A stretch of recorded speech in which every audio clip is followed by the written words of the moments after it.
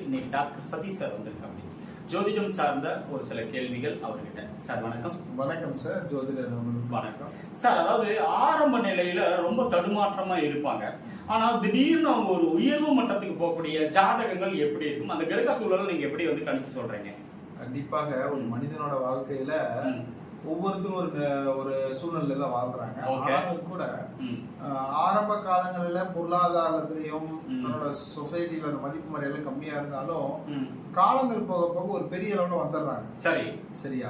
அப்போ அது எல்லாருக்கும் அமையறதுல சில குறிப்பிட்டவங்களுக்கு அமையும். ஓகே. ஆனா எல்லாரோட சில ஜாதகத்திலும் பார்க்க முடியுது, சனி வக்ரம் ஆயிருந்தாலும் ஆரம்ப காலகட்டங்கள்ல அவங்க குடும்ப பொருளாதார சிக்கல் இருந்தாலும் அந்த சனி வக்ரமான ஜாதகர் வளர வளர அந்த குடும்பம் ஓரளவுக்கு மேல வருது. சரி. அப்படியே இருந்தாலும் கூட ஓரளவுக்கு ஒரு நல்ல ஒரு சக்சஸ் வரணும்னு சொன்னா சுக்கிரன் தான் மெயின். ஏன்னா பொருளாதாரம் தான் சக்சஸ் பண்றாரா இல்லையாங்கிறது நிர்ணயிக்கக்கூடிய ஒரு கிரகம். இருக்கக்கூடிய காலம். அப்போ ஒரு ஜாதகத்துல சனி கிரகத்தோட சுக்கிரன் இணைஞ்சதுன்னு சொன்னா, சனியோட சுக்கிரன், ஆமா, எப்படியாவது உங்களுக்கு ஏதாவது ஒரு வகையில பொருளாதாரம் வந்துடும்.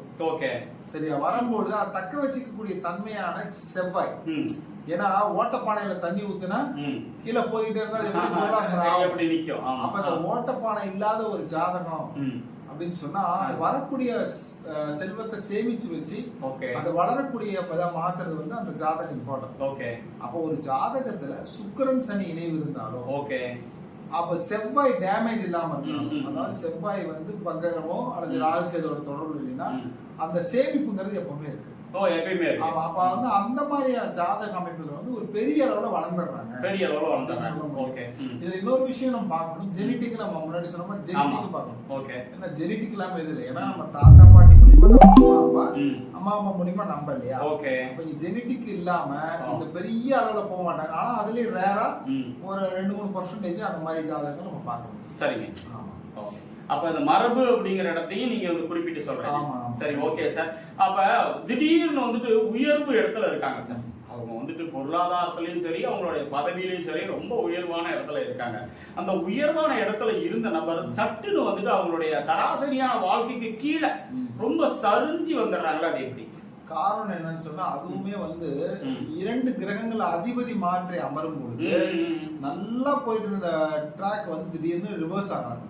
ரிவர்ஸ் ஆகிடுது. ஓகே. நல்லா வாழ்ந்த குடும்பம் திடீர்னு உடஞ்சி பிரிஞ்சிருவாங்க. அப்ப இந்த மாதிரியான சனி புதன் அமைப்பு இருக்கு இல்லையா, அதுவுமே இந்த மாதிரியான வேலைகளை செய்யுது. இது வந்து ஒரு வகையில வந்து நல்லா வளர்ந்த குடும்பம் திடீர்னு பிரிஞ்சிருவாங்க. நல்ல உயர் பதவியில இருந்து திடீர்னு அந்த பதவியை வந்து விட்டுட்டு கீழே ஒரு தாழ்ந்த நிலைக்கு வந்துடலாம். சரி. அப்போ ஒரு ஜாதகத்துல வந்து பொதுவா வந்து நம்ம இந்த 2 கிரகங்கள் வந்து வீடுகள் மாற்றி அமர்ந்தாலோ அதிபதிகள் மாற்றி அமர்ந்தாலோ அது வந்து பாத்தீங்கன்னா அந்த பதவிக்கும் போது சனி சூரியன் கூட சேர்ந்த கிரகங்கள் வந்து அதிபதி மாற்றி அமர்ந்தாலும் இந்த மாதிரியான ஒரு ஏற்ற இறக்கமாக இருக்கு. Okay, okay, okay, okay sir. Sir, நல்ல விளக்கம் கொடுத்தீங்க. ஆனாலும் எங்களுக்கு வந்துட்டு மக்களுக்கு நல்லா புரியும்படியா, இன்னும் தெளிவா, அதாவது எளிமையா புரியக்கூடிய விதமா தான் நீங்க எங்களுக்கு பதில் கொடுத்துட்டு இருக்கீங்க. ஆனா என்னன்னா சார், ரொம்ப எதிர்பார்ப்பாவே போய் தேடி போய் தோத்துறாங்க. அவங்கள கொஞ்சம் எங்களுக்கு எப்படி வந்து அடையாளப்படுத்துறீங்க? ஆமா, கண்டிப்பா. அதாவது ஆசைன்னு சொல்லலாம், நான் பேராசைன்னு சொல்லலாம். எதிர்பார்ப்புகளும் ஒரு வகையில ஒரு ஆசை தான். அப்ப இந்த சந்திரன் ராகு குரு சேரும் பொழுது இவங்களுக்கு பேசிக்காவே இந்த எதிர்பார்ப்பு அதிகமாவே இருக்கும். சரி. அது சுக்கிரன் செஞ்சா என்ன ஆகும்? அது பொருளாதார எதிர்பார்ப்பு இவங்க மைண்ட்ல இருந்துட்டே இருக்கும். சரி, சரி, சரி. எப்போதும் பணம் ரீதியான சிந்தனை இருக்கும், லக்ஸரியான வாழ்க்கையை நினைச்சுக்கிட்டே இருப்பாங்க. ஆனா ரியாலிட்டியில அப்படி இருக்காது. அப்போ இந்த பொருளாதாரத்தை நினைச்சுக்கிட்டே ஆசையினால கனவுகள்னால இப்படியேதான் இருப்பாங்க.